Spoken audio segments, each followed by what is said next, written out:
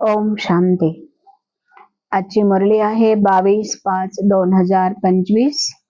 आज बाबा सांगतात, माझ्या गोड मुलांनो, तुम्ही ह्या 2 डोळ्यांनी जे पाहत आहे ते सर्व विनाशी आहे, कारण ही पुराण्या दुनियाची सामग्री आहे आणि ही सामग्री एक ना एक दिवस सर्व समाप्त होणार आहे. बाबा पुढे सांगतात की ह्या जगातल्या मनुष्याने भगवंतावर म्हणजे बाबांवर कोणता दोष दिलेला आहे, परंतु हा दोष कुणाचाही नाही.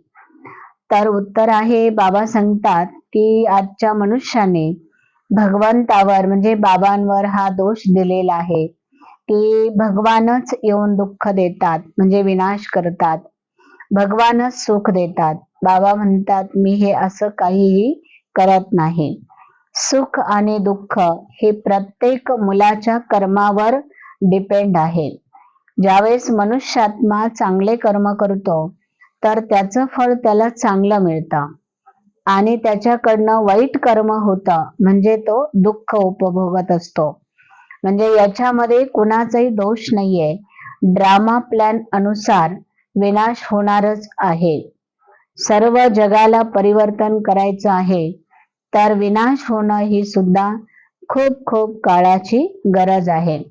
बाबा म्हणतात, जर मी विनाश केला तर माझ्यावर पाप येऊ शकतं, परंतु याच्यामध्ये कुणाचाही दोष नाही, कारण हे समयाप्रती हे परिवर्तन होणारं जग आहे. याच्यामध्ये परिवर्तन निश्चित होत असतं.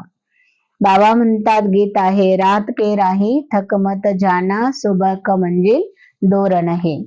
हे मनुष्यात्मा मुलांनो, तुम्ही कधीही थकू नका, कारण तुमच्यासाठी जी सतयुगाची सुबह आहे म्हणजे सकाळ आहे ती खूप लवकरात लवकर येणार आहे. म्हणतात, तुम्ही तुमच्या स्वतःवरतीच इतकं लक्ष द्या, ते लक्षरूपी तुमचा पहरेदार हा तुमच्या समोर असला पाहिजे. मायापासून तुम्ही स्वतः सांभाळ करा. आणि बाबांना मी किती वेळ बाबांची आठवण केली किंवा मी बाबांची आठवण कशी केली, दिवसभरामध्ये माझा चार्ट कसा राहिला, माझ्या आत्म्याची उन्नती होण्यासाठी माझी अवस्था कशी राहिली, याचा चार्ट बाबांना रोज खरा द्यायचा आहे. पुढे बाबा सांगतात की तुम्ही असा पुरुषार्थ करा की माता पित्यांचं नाव रोशन करा. जसं बाबा सांगतात की त्यांच्या सीटावर तुम्ही ते सिंहासन तुम्ही मिळवू शकता. रात्रंदिवस तुम्ही बाबांच्या सेवेमध्ये बिझी राहा. सर्वांना बाबांचा परिचय करून द्या, रस्ता दाखवा, आणि तुम्ही बाबांची आठवण करता करता 5 विकारांचं दान देऊन टाका. तरच तुमचं जे अनेक जन्माचं लागलेलं ग्रहण आहे, म्हणजे आत्मा जी पीडित झालेली आहे, दुःखी झालेली आहे, ती ह्या मायेच्या ग्रहणापासून सुटू शकते. असं जगामध्ये म्हणतात, द्यावेळी द्या दान, ग्रहणापासून सुटून जा. तर बाबा म्हणतात की तुमच्याकडे असलेले जे विकार आहे, हे विकार जोपर्यंत तुम्ही दान देत नाही तोपर्यंत तुम्ही ह्या मायारूपी ग्रहणापासून सुटणार नाही. दुसरं बाबा सांगतात की सेन्स आणि इसेन्सचा दोन्हीचा बॅलन्स ठेवून आपलेपण जे आहे त्याला सरेंडर करायचं आहे, आणि आपण विश्व परिवर्तन करणाऱ्या बाबांचे विश्व परिवर्तक मुलं आहोत. तर नेहमी ह्या भावनेमध्ये आपल्याला राहायचं आहे. बाबा सांगतात की सेन्स म्हणजे ज्ञानाचे पॉइंट आहे आणि इसेन्स म्हणजे सर्व शक्ती स्वरूप आत्मा आहे. जर आपल्याला स्मृती आणि समर्थी ह्या 2 शब्दाचा अर्थ जर कळाला, तर स्मृती म्हणजे आपल्याला नेहमी आठवण करून देते, आणि समर्थी म्हणजे ताकद मिळते.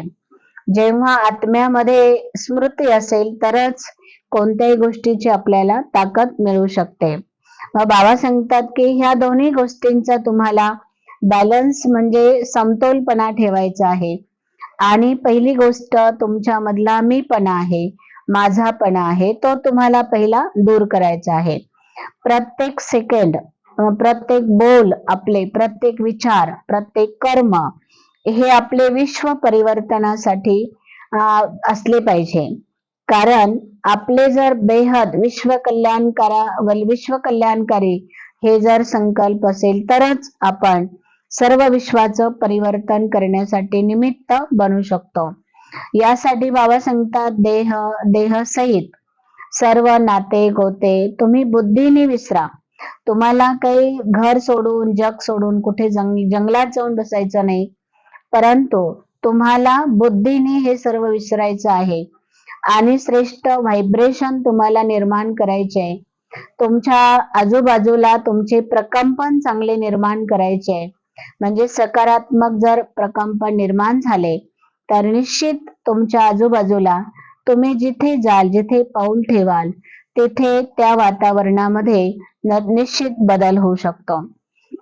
बाबा सांगतात की तुमच्या बुद्धीमध्ये नेहमी तुम्हाला झालेली जी प्राप्ती आहे ती बुद्धीत असली पाहिजे.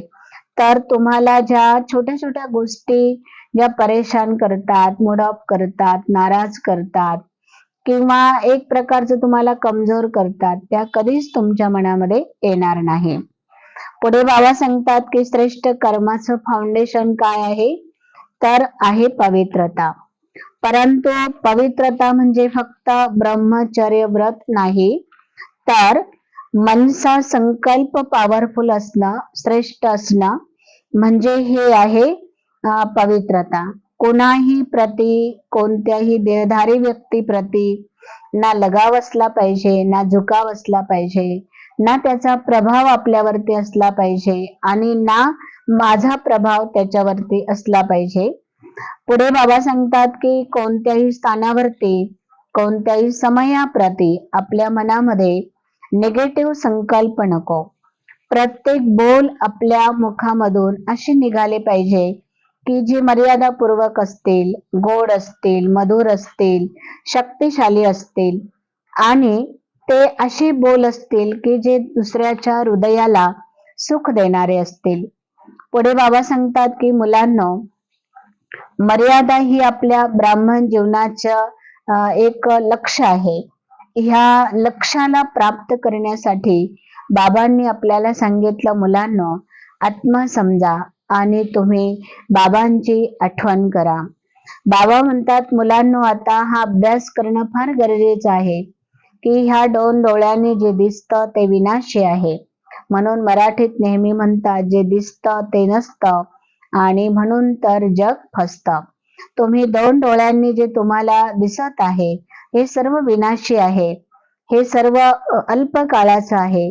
आता तुम्ही जे दिसत नाही त्याच्यावर विश्वास ठेवा, ते सत्य आहे आणि जोपर्यंत तुम्ही त्याला समजणार नाही तोपर्यंत त्याच्यापासून तुम्हाला ती प्राप्ती होणार नाही. जे दिसत नसतं ती जी प्राप्ती आहे ती अविनाशी असते, चिरकाळाची असते आणि ती प्राप्ती आहे आत्म्यामधून निघालेलं सुख, शांती, आनंद, प्रेम.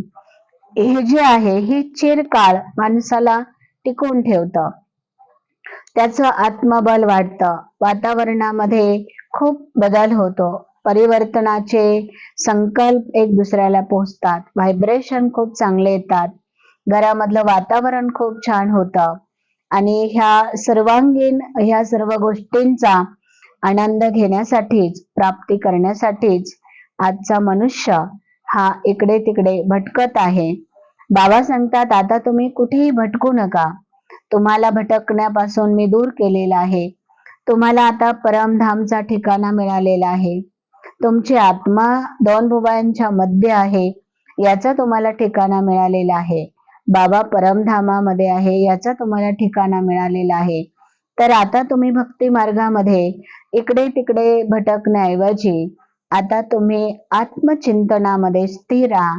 बाबांची परमधामामध्ये जाऊन आठवण करा, म्हणजे तुमचे सर्व विकर्म विनाश होतील आणि आत्मा सतोप्रधान बनून जाईल. तरच आत्मा सतयुगामध्ये जाऊ शकेल. ओम शांती.